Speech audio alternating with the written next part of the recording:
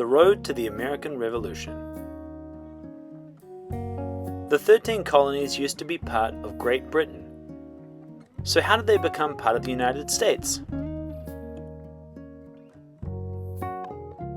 What led to the American Revolution?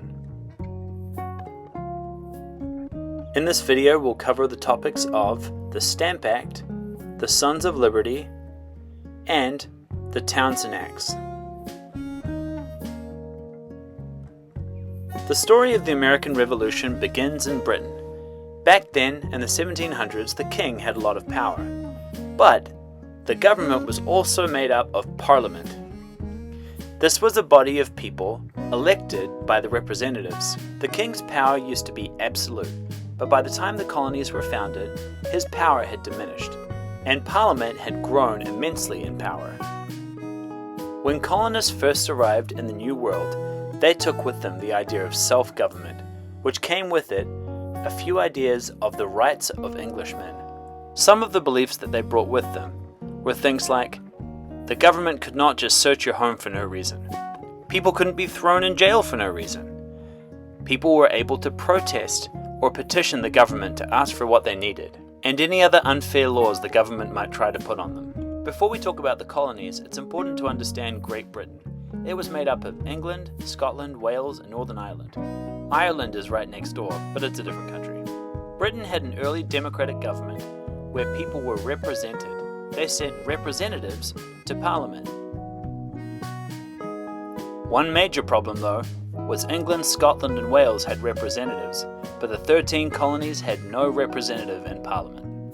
Great Britain wasn't the only one fighting for control in North America. Along with the English, there were the French and the Spanish. But after the French and Indian War, the English took control of the French land and dominated North America. Colonists from the 13 colonies were eager to explore and settle in the new land. But the king said no. "Hold on, I don't want anyone going into the new lands. I forbid any colonists from settling there. There are Native Americans living there and French fur trappers. I don't want to pay for another war." Sure enough, many Native American tribes and French fur trappers lived in the area. Much to the colonists' frustration, the king drew a proclamation line in 1763 and said, "You shall not pass!" So what's the first thing that led to the American Revolution? Well, the King of England would not let the colonists build towns in the new land. Meanwhile, back in England, "We still need to find a way to pay for this war. Since we've all agreed, let's tax everyone to pay for the French and Indian War." Now imagine being left out of every decision in your family. That's kind of what it was like for the colonists. Instead of being able to pay taxes or choose what they paid taxes on, they didn't get the choice. So when money was collected for taxes on different things, the colonists started to pay a little less. They found ways not to pay their fair share, and this frustrated the rest of England. Reason 2. The British colonists had no representation in Parliament. Reason 3. The British government made the colonists help pay for the French and Indian War. Now, tea is a really super important drink to the British, so they tried to sell it to the colonists, but the colonists weren't buying it. Instead, they were smuggling it in from the Dutch, who they were buying from. When the British found out, they went to collect the taxes on the things that they were owed.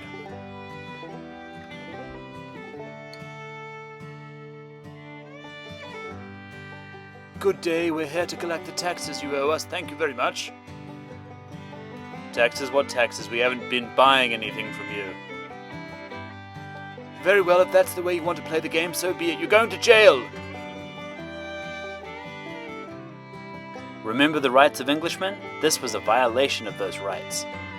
Next, the taxpayers searched their homes, their wagons, their ships, and their property without permission. Reason 4. The British government searched people's houses, ships, and property without permission. Remember the proclamation line of 1763, where the king wanted to stop people from moving into the new land? Well, this needed soldiers to guard it.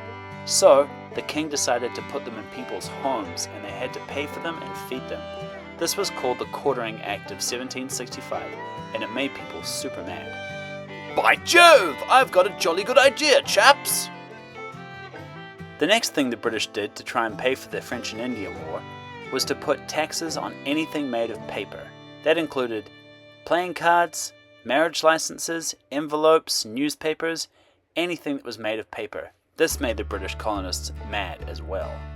In response to this and other things, a protest group called the Sons of Liberty was formed in 1765. Sam Adams was the leader. He was a revolutionary who wanted separation or secession from Great Britain. Paul Revere was also part of the Sons of Liberty. He's most famous for saying, "The British are coming, the British are coming." Now, when they tried to introduce the Stamp Act, the colonists did something surprising called a boycott. A boycott is when you refuse to buy something until there's a change. So when the British tried to sell things, the colonists refused to buy.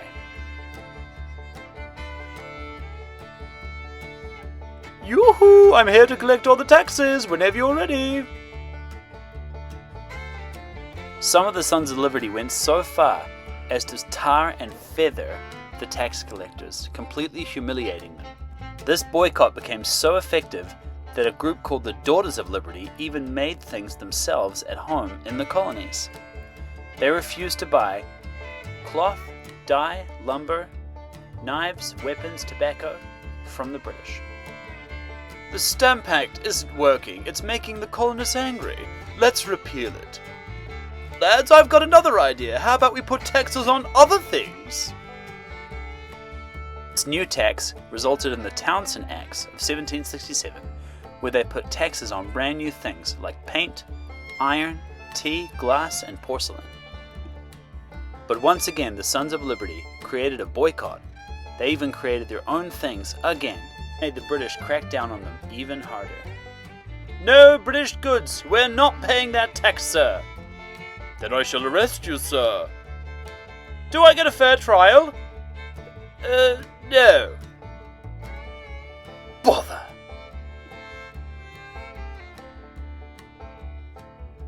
The Townshend Act put more taxes on products, and the Sons of Liberty boycotted them.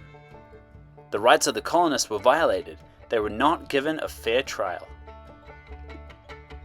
To find out what happened next in part 2, you can go to my next video and find out about the Boston Massacre of 1770, the Boston Tea Party of 1773, and the Intolerable Acts of 1774, which finally led to the American Revolution of 1775.